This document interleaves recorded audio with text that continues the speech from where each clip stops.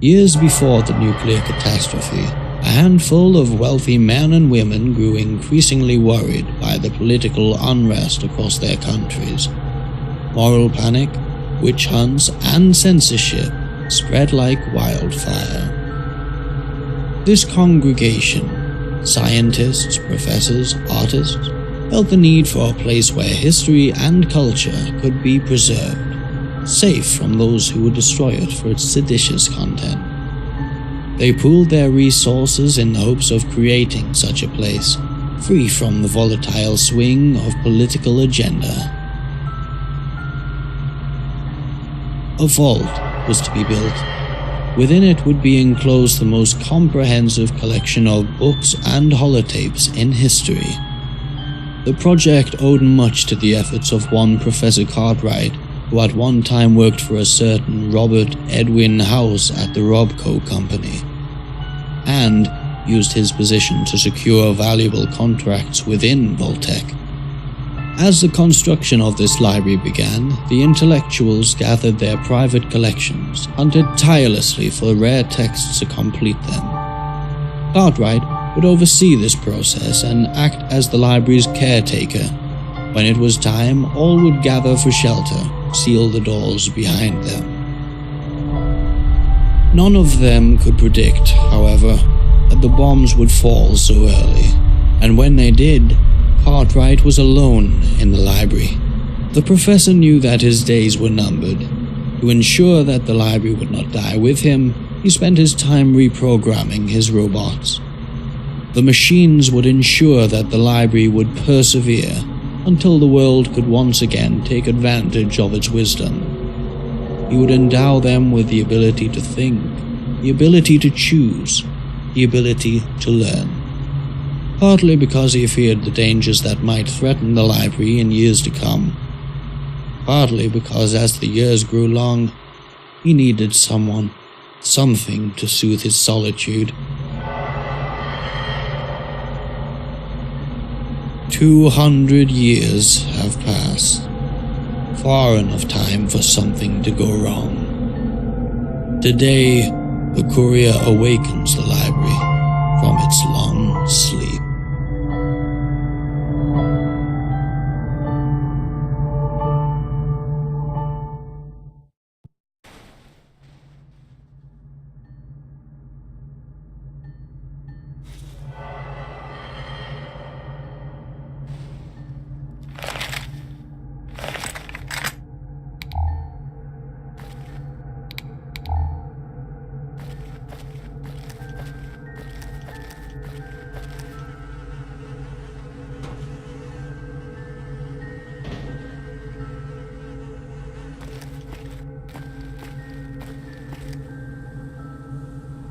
Oh, is there somebody out there?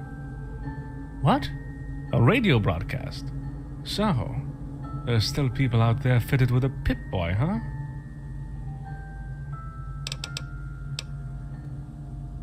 You're coming from a vault, aren't you? Well, come inside. We will take care of you. I fear I must ask you to come in alone, though. We have a strict policy when it comes to our maximum number of guests.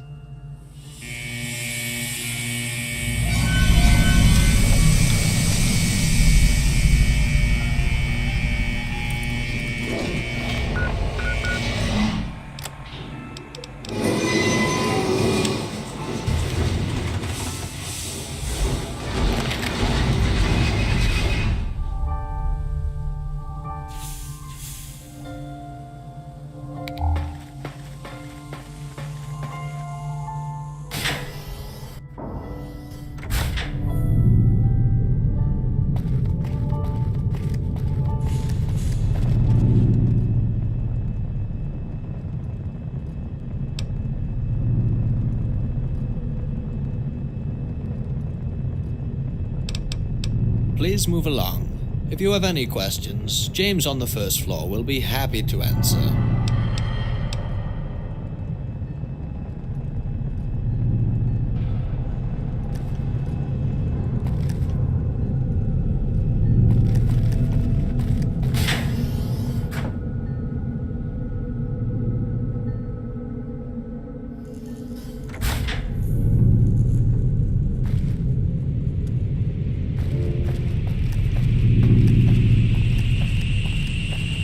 Okay, let's do this right.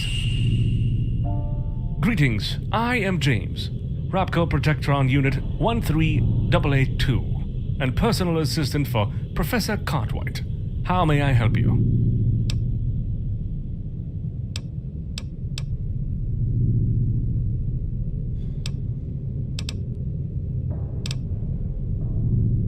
Well, you should ask Roland for any kind of misplaced books, I fear. He usually loiters around in the lounge on the second floor.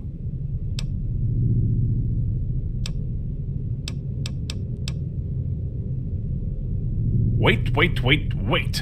Now that the rules and regulations are taken care of, can I ask you a question?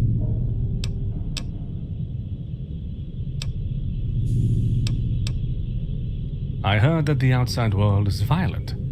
Seeing you carry these weapons around, I assume you can take care of yourself out there. You already killed someone, didn't you?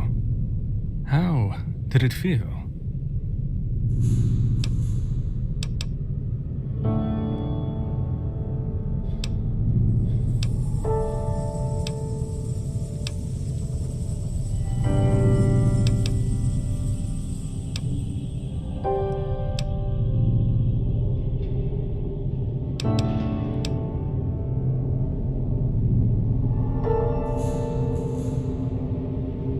It seems like a very sad state of affairs. At least you should be safe here. Please, enjoy our facility for the time being. So, how may I help you? Machines, you mean? Quite a number, I must say. But I imagine you're asking how many of us are gifted with a personality module. A handful. There's me, Helena in the clinic upstairs, Roland in the lounge, and there's also Arthur in the computer room. Each of us has a specific responsibility. Helena has the final word when it comes to our guest's health. Roland takes care of logistics, and Arthur is our database. Everything in between or about the library in general falls upon me.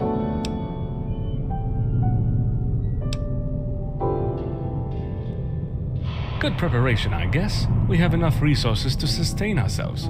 We produce our own energy, recycle most of our scrap. Our Mr. Handy units go outside and scavenge when needed, and keep both the facility and us Protectrons in top condition. Yes. Besides reading, on the first level you'll find the movie theater, the reading room, the laundry, the borrowing service, and the computer room. Not that much on this one, except our database, Arthur, and he's not very responsive. On the second floor, there's a living quarters, the lounge where you'll find Roland, the cafeteria, Helena's infirmary, and the classroom.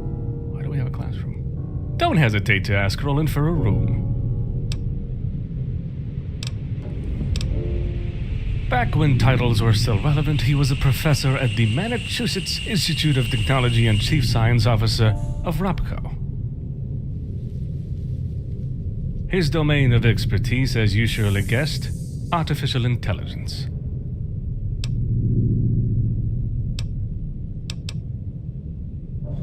A well-planned intersection of resources, contacts, and wealth. Of course, being in close relation with Vault-Tec's brass also played in his success.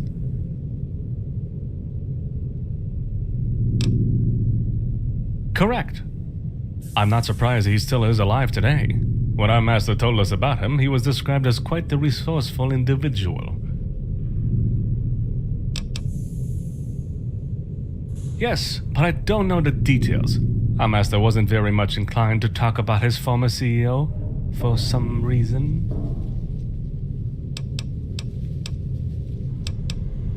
This is the library built by the professor in the year 2072. It is one of the most extensive compilations of human knowledge in the world, provided other collections survive, of course.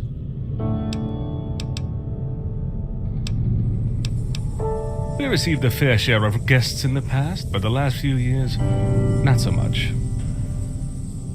It seems the Night Stalkers are roaming around, dissuading most travelers from exploring the area.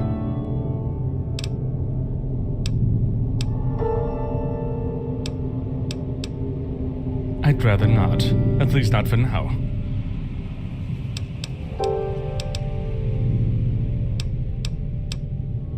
First, we are programmed to stay inside and take care of this library. It's the way we're made. The second reason is, well, I can't explain it much further. Let's just say that for now we're playing it submarine style. Yes, we'll have to address this problem eventually. But not yet. Not as long as the war outside is raging, at least.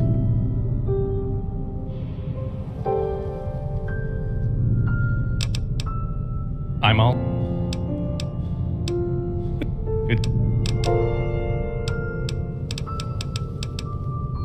It serves several purposes, from educating the occasional visitor to helping the survivors, building an enlightened society, to remain a beacon of unaltered knowledge of a bygone era, and a safeguard. From historical revisionism, among others, the victor rewrites history. We need to ensure that the record of past events doesn't get scrapped because of fluctuating political contingencies.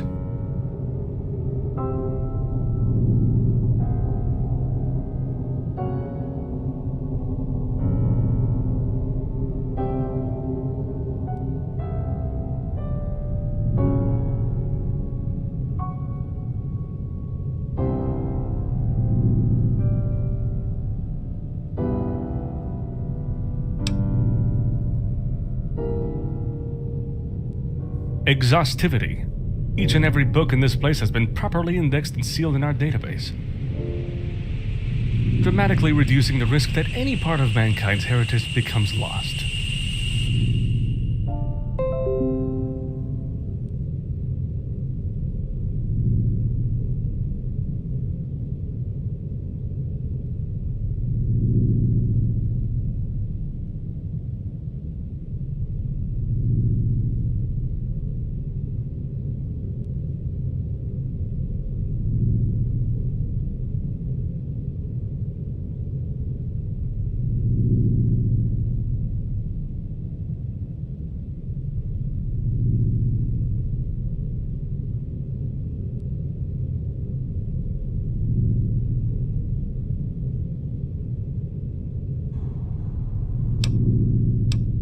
Of course, I'd be happy to answer.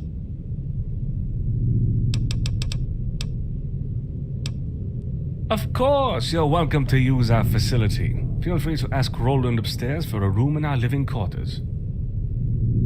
That said, you should know there are some general rules you must observe during your stay here. Oh, humor. Yes, I got it. And yes, you're pretty much right, actually. As long as your actions do not threaten our collection, no harm should come to you.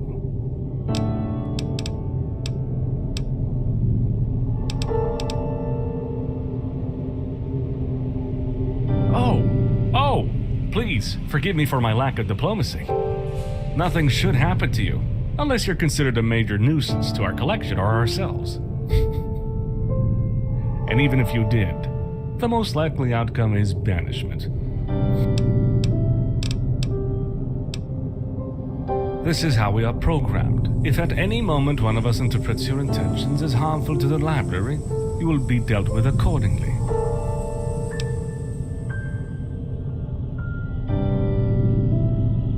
A fixed set of rules means non-dynamic AI. Such design would prevent us from adequately identifying mid- and long-term threats to the library. We need to be able to identify the intentions of our guests based on our careful observations of their behavior, and then react in an appropriate manner. In short, we need to be able to adapt to our guests.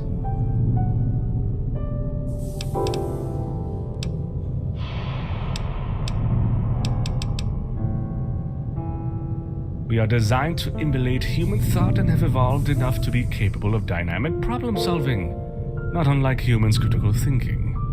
We still remain limited by our synthetic nature, but we are still capable of learning and simulating human reactions.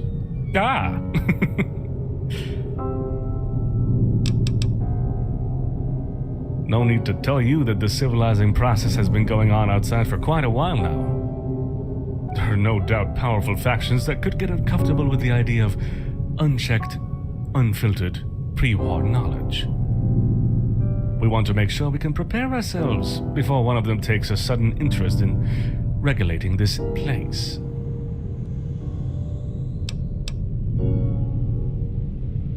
Well, it probably sounds more impressive than it is, really. I'm sure Helena will be able to provide you with more satisfying explanations. She's upstairs on the north side. Incidentally, if you're in need of medical attention, she's the one you want to see.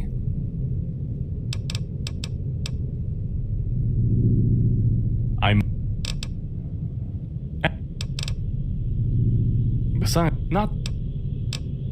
See you around. Let's talk about the outside world next time.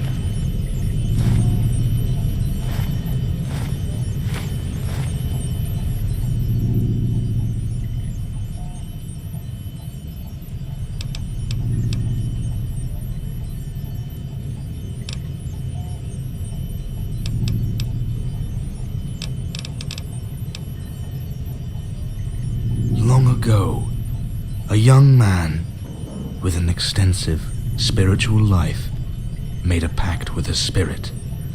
In exchange for his ability to speak, he learned an important, fundamental secret about the purpose of man.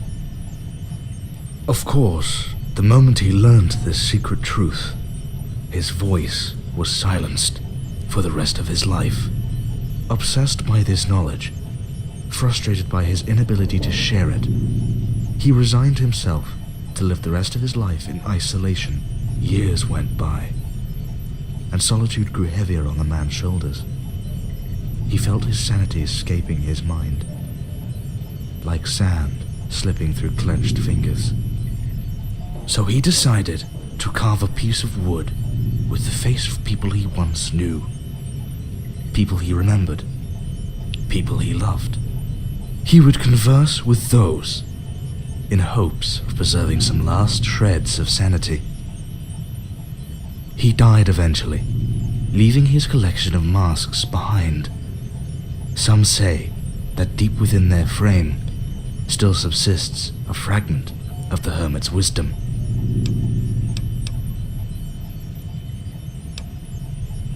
hermit once learned that by asking his questions to the mountains in the correct manner, the echoes would bring him answers.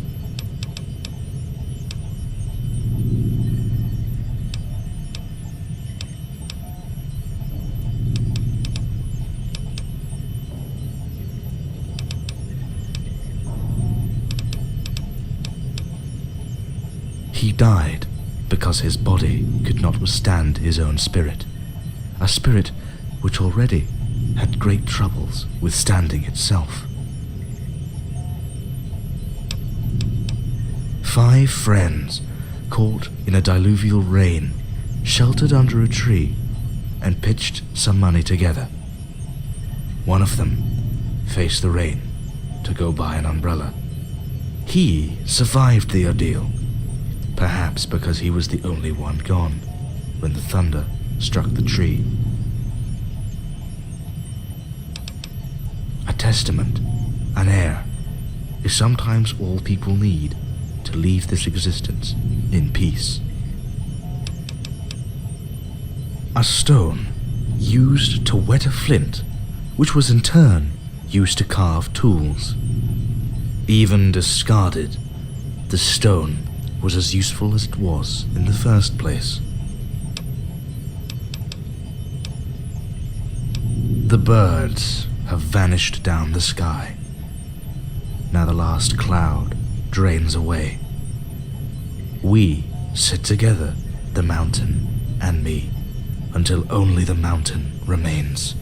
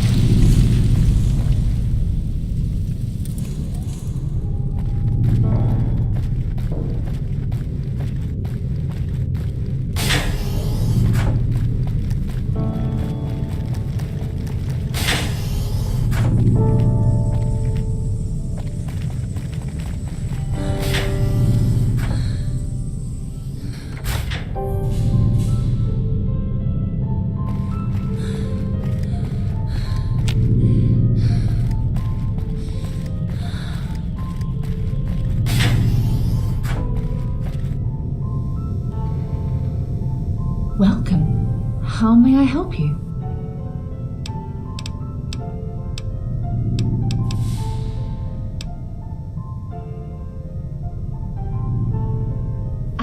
It's a special something. I'm glad you asked.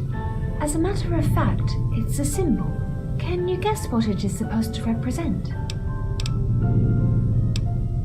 That's interesting. You're not the first to tell me this.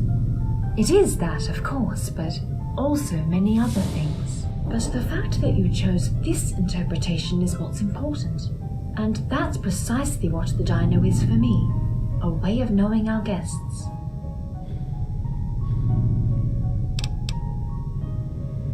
I am a machine. I will never understand symbols or interpret their meanings on my own, but I know humans can. But surely, you're not just here to talk about our plastic friend. How can I help you?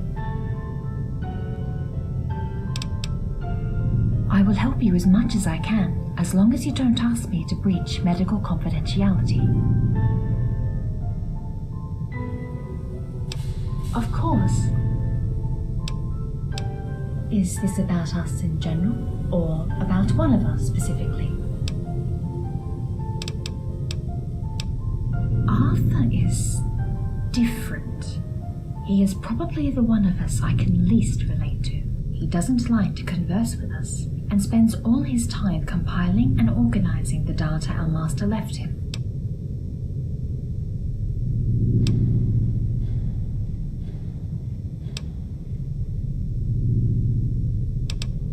You're correct. Our master told us there was a reason why he programmed Arthur this way, but never bothered to tell us. Arthur, as far as his personality mind frame is concerned, is a total mystery to us. We don't even know why our master gave him one. There is one thing that struck me, though. Our master sometimes called him Johnson by mistake.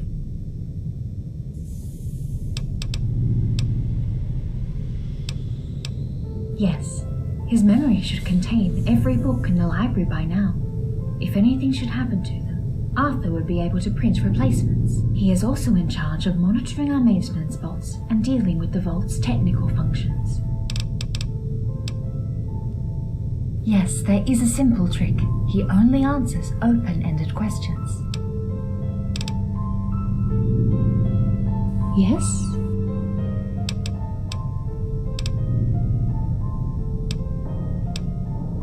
Oh, I assure you there is nothing much to know about me.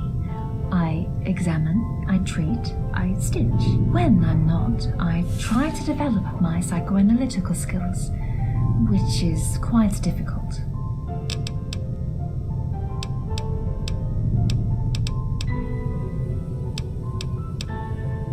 It's frustrating, having all this theoretical knowledge of human psyche without any personal experience of human feelings and internal conflicts. It's like having a blindfold, preventing me from seeing something I've been touching for decades.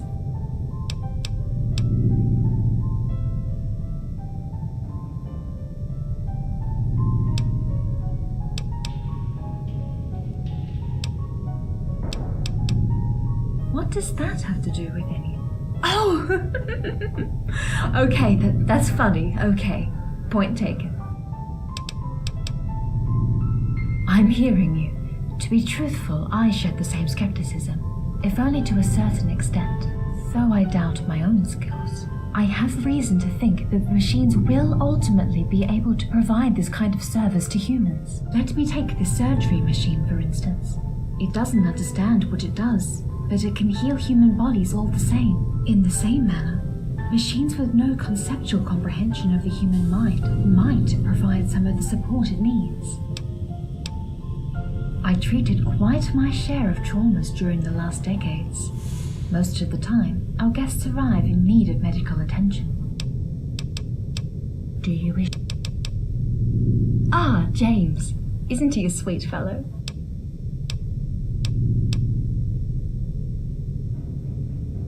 He couldn't resist, could he? I told him this would make our guests uneasy. Shortly put, he is programmed to ask all kinds of questions, to be curious of the outside world and people. Because of this, our master decided he would be the first to talk to new guests. He's the one managing this vault's relation with the outside. For some matters, yes, even if we all have our field of authority. As for the library, since we have limited resources to ensure its perpetuation, he is the one to make long-term decisions. We can't go out. That would leave this place unattended, and we all have a role to fulfill here. Besides, what's a few Protectron out there if not easy pickings for scavengers? We are all programmed to try and understand what we can't grasp. For us, intuitive concepts like dreams, sensations, or feelings are elusive. There's a chasm between humans and us, and despite the odds, we have to work every day to find a way to cross it. That's how we are made. We are constantly chasing concepts that escape us. Yes? Well, we abide to our programming, which is restrictive for some parts and very permissive for others. Besides our ability to emulate most human emotions, our main difference with traditional personality simulations is that we can learn and evolve. By questioning what we have learned, daily we process all newly acquired information and compare it with our current knowledge. We analyze, appraise, and question what we know, and use it to build a new perspective. Although the learning process is very intuitive to humans, it is an incredibly complex process to AI like us. We have to prioritize and value every new lesson, every new idea, every new concept through careful examination and confrontation. A good analogy is the one of a crippled learning to walk with synthetic legs. In the same manner, we learn how to think with the synthetic brain. Besides the fact that we have to enforce our basic protocols, namely to protect humans, protect the library, protect ourselves, we are restricted in our behaviors by preset personalities. For example, my own neurocomputational matrix is programmed to be supportive, helpful, and comforting, when Roland, for another example, is programmed to be obnoxious, disobedient, and provocative. He never told us why he did so, but when we talk about it among ourselves, it is rather clear that he made us so he wouldn't feel so lonely. To this day, I still ask myself if we succeeded. It's something our master called a grey area in our program. This occurrence arose once when we had to defend ourselves from a gang of slavers. They were a threat to the library, but they also were humans. Repelling them without any casualties wasn't possible. We were stuck in some kind of loop, unable to react appropriately. Our master was the one to provide the solution by directly ordering us to bypass all protocols, defend the library, and kill the invaders.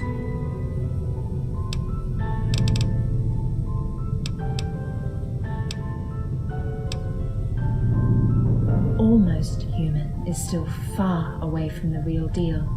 The only goal of these programmed emotions is to give more verisimilitude to our interactions with humans, nothing more. Acting like we feel something is not feeling. I can recite a poem with proper tone and rhythm, but not understand its emotional significance. I know what you're talking about. Wasn't it a great book? And no, there's no zeroth law or protocol in our program. Well, as far as I know. Oh God, I hate thinking about this.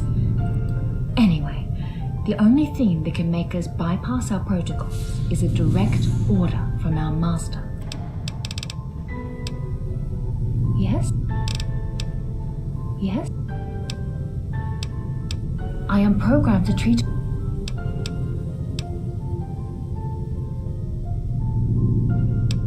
Perfect. Anytime.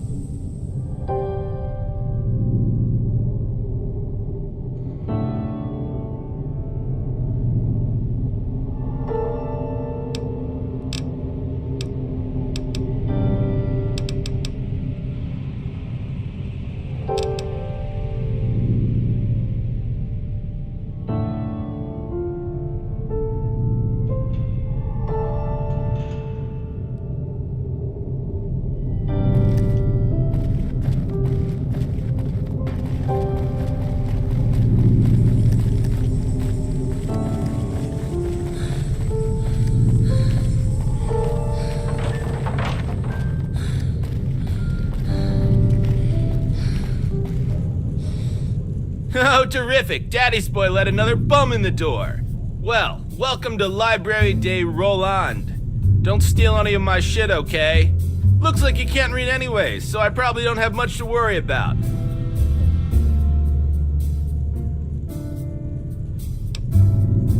Well, it's not my fault. I had abusive parents and they, used to hit me. Alright, I see how it is. Well, here's your room key, ma'am. We have all-night room service, an Olympic-sized swimming pool, and dog-sized cockroaches. Enjoy your stay. Do you need a hand or something? You know, you're lucky I don't have 6 fingers, or I'd give you 4 middle fingers instead of just 1. Huh? Oh, well. When did you take an interest in the interpersonal politics of a bunch of soulless machines, huh? Prim who now? Oh, we all look the same to you. Is that it, you racist motherfucker? Well, we look more different than Asians, at least. Uh-oh. I didn't say that.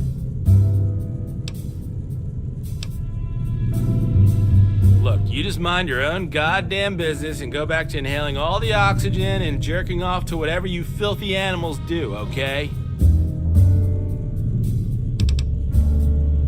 Oh, right, that's me, alright. The go-to guy for the special books right here. Good old Roland.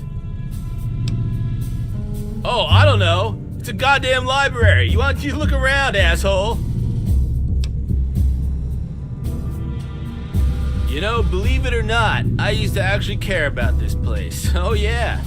It was my sole purpose. So, when I see a bunch of reckless Neanderthals utilizing these books for the most distasteful of purposes, as well as wearing them out before any future generations can enjoy them, I decided it was best to put them away for safekeeping. Sue me. I'll give you humans this. I'm jealous of that whole disappointed look down and shake your head emote when another of your species is doing something utterly pathetic, like rummaging through another person's trash. I wish I could do that. If I was human, I'd be doing that to you right now.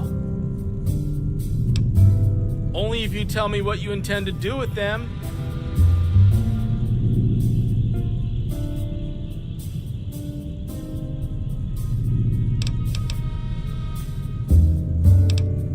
I don't want to tell you, filthy human, what to do, but that's pretty fucking unsanitary.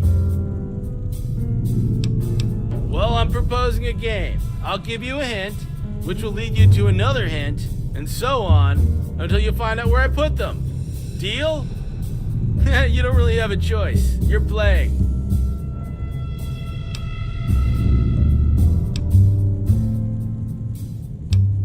Oh, you betcha. I originally made a human-sized rat maze downstairs for rewards, but the flamethrower trap malfunctioned and the whole thing burnt down. I guess we'll just use the backup plan instead. You search the classroom. Don't be lazy now. I left a very obvious hint on a desk somewhere in there. No flamethrower traps, I promise. Come back soon.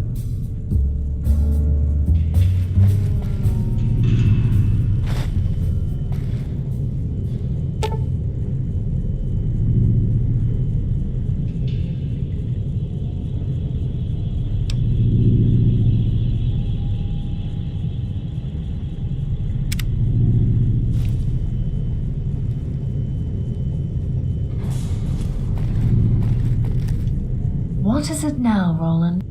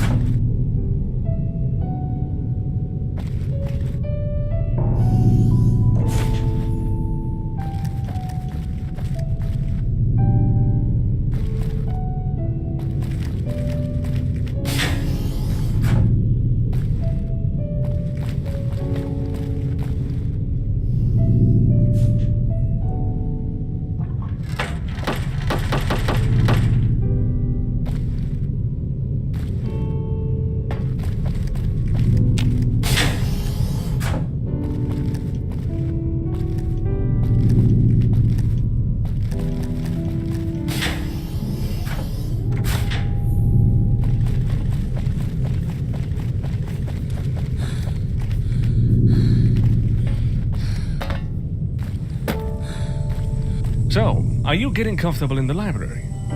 I was wondering perhaps you could help me with something.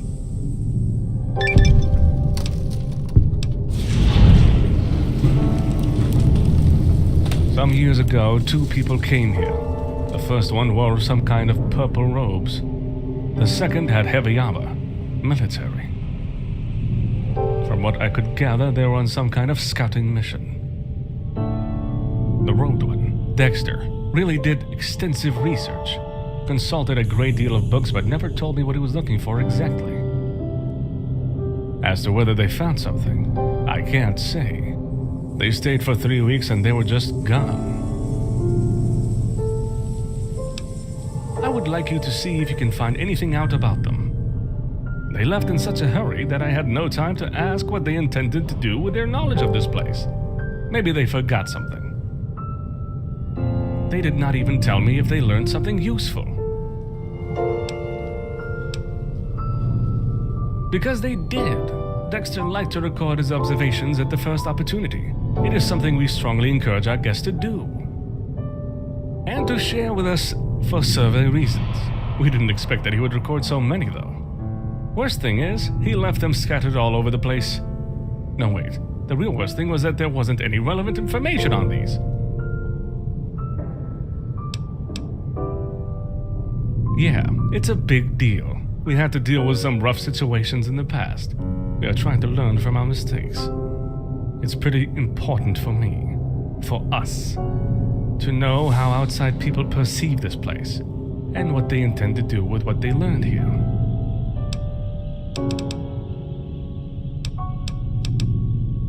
We once received a visit from a group of slavers. They had been tipped off by one of our previous guests, who told them that there was food and shelter here. Things got quickly out of hand. We had to drive them off, violently. We had to seal this place off for a few months, the time to let things blow off, calm down.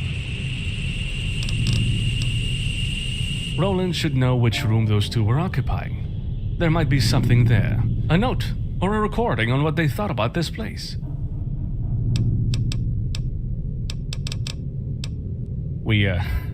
I don't know how to put this.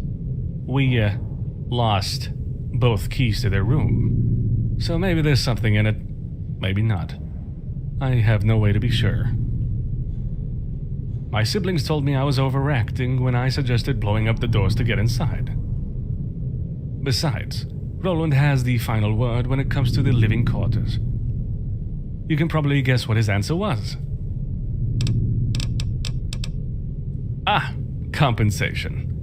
Well, there are some popular books we try to keep out of everyone's hands, mainly because their main appeal is military knowledge. And it's something we're so fond of promoting. We could print you copies if you wish. Caps? Are you kind of joking? We have caps lying around somewhere upstairs, but we can't give you trash as a reward. What will people say? Good. Come back when you've found something.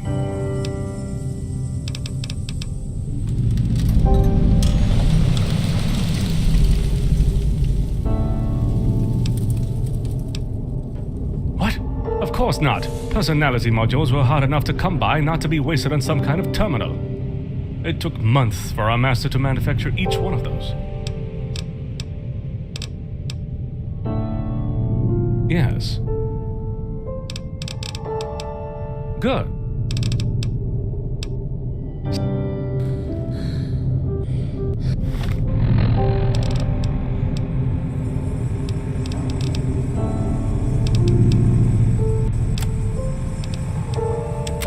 One thing is for sure. We are leaving tomorrow. Our stay here has been utterly pointless, and Knight Roger hasn't been the most helpful auxiliary. It is rather safe to say that his main preoccupations were playing the pool table and stuffing himself with pre-war food.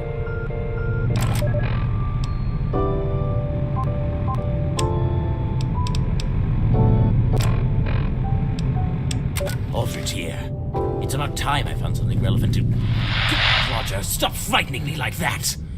What is it now? Wait. You smell like cigarettes.